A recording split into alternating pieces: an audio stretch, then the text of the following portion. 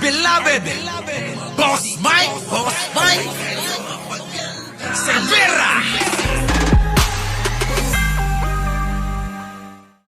Magandang umaga, magandang hapon at magandang gabi sa man dako ng mundo kayo naroroon. At magandang buhay na rin po para sa lahat. Sa ngalan ni Boss Mike, ako po muna ang inyong host, I'm Chin, at magbibigay po ako ng aking opinion sa mga bagay na nangyayari sa ating bansa. So, ang pag-uusapan po natin ngayon ay si Tony Yang, isang Chinese national na nahuli nung nakaraan. Kilala din siya as Antonio Lim.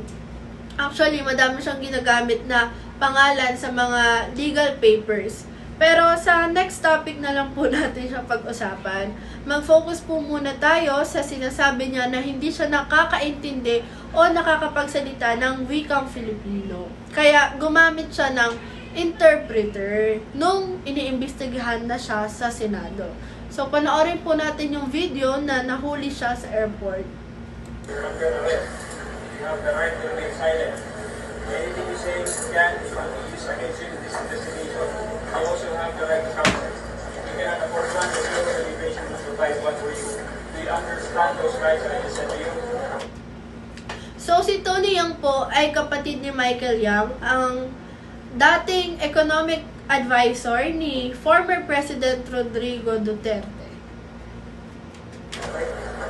Later, you can call your lawyer.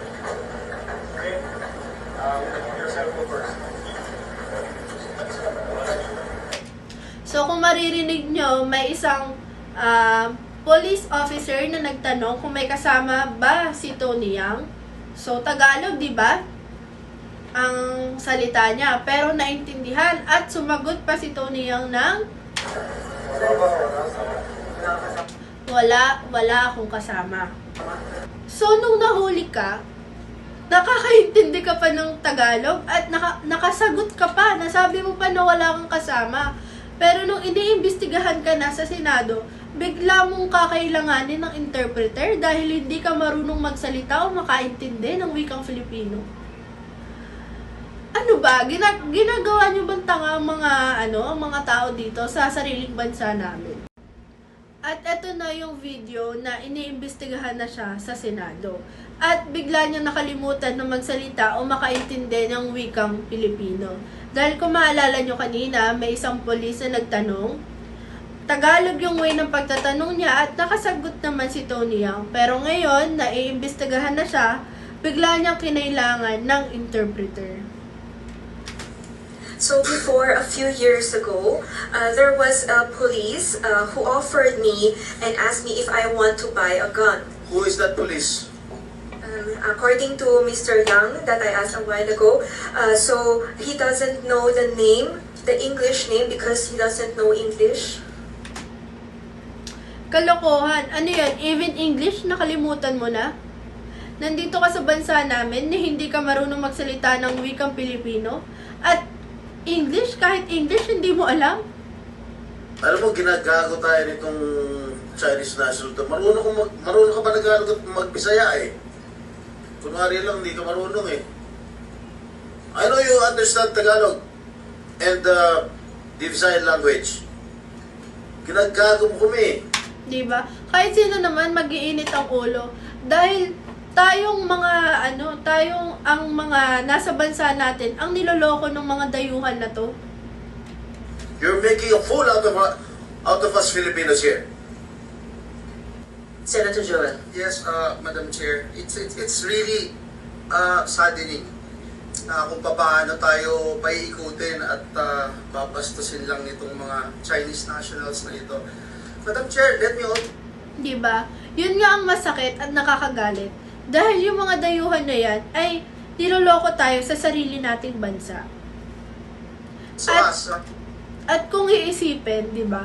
Kung sa maliit pa lang na bagay ay kaya na nilang magsinungaling, dyan pa nga lang sa pagsasalita ay na kaya nilang itanggi, what more pa sa mga malalaking bagay, sa mga illegal na pinagagawa nila. So, talagang nakakalungkot lang na may mga ganyang tao na nakakapasok sa bansa natin.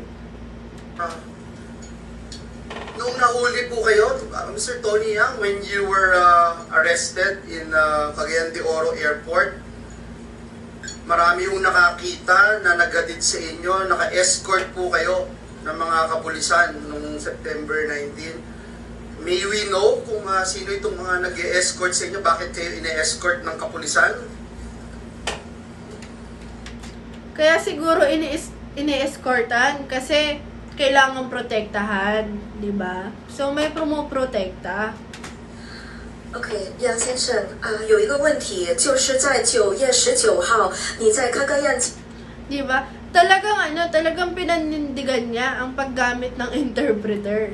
Dahil nga daw, ayon sa kanya, hindi siya nakakaintindi ng wikang Pilipino. 机场被抓到的时候。都没有警察对着我。 So it was in Manila Airport when I was caught, and there was no police who was with me. Anyway, I don't expect you to answer this committee honestly. Talagang hindi niya aaminin yan dahil parang nilagay niya lang din yung sarili niya sa alanganin kung aamin siya. Diba? Kasi kung sasabihin niya na may mga umi-escort sa kanyang polis, mas iimbestigahan siya lalo dahil bakit? Bakit kailangan kang protektahan? But I just hope that you rot in jail. Diba? Sana mapanagutan niya yung mga ginawa niyang kasalanan.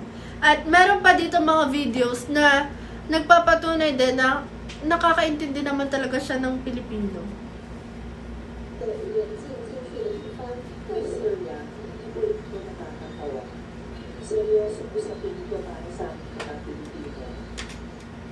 Diba? Naintindihan niya si Senator Risa.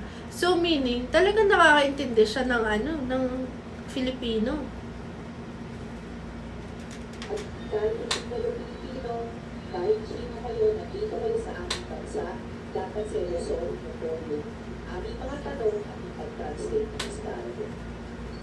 Jessie. Feeling ko naman kahit hindi i-translate, talaga namang naintindihan niya. Talagang pinaninindigan lang niya na hindi. So may video dito na nahuli siya na kaya niya talaga umintindi at magsalita ng wikang Pilipino. Play natin. In the next hearing of the Quadcom, we'll not be asking for an interpreter anymore because Miss Alice Go will do the job for us. Hindi na daw kailangan na interpreter kasi nandiyan naman si Alice Go para siya na lang ang mag-translate ng mga sasabihin ni Tony Yang. Tulungan sila.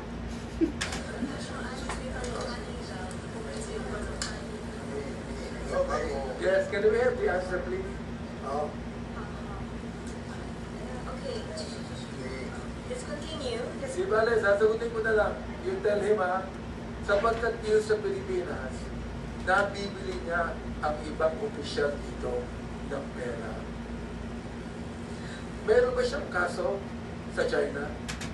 Pakinggan niyo yung sagot niya ha. Meron siyang kaso? Wala pa.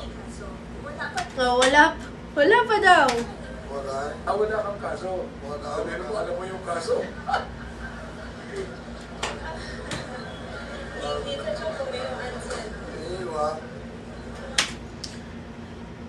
So kung natawa man sila, deep inside, talagang nakakainis. Dahil sa sarili nating bansa tayo naloloko.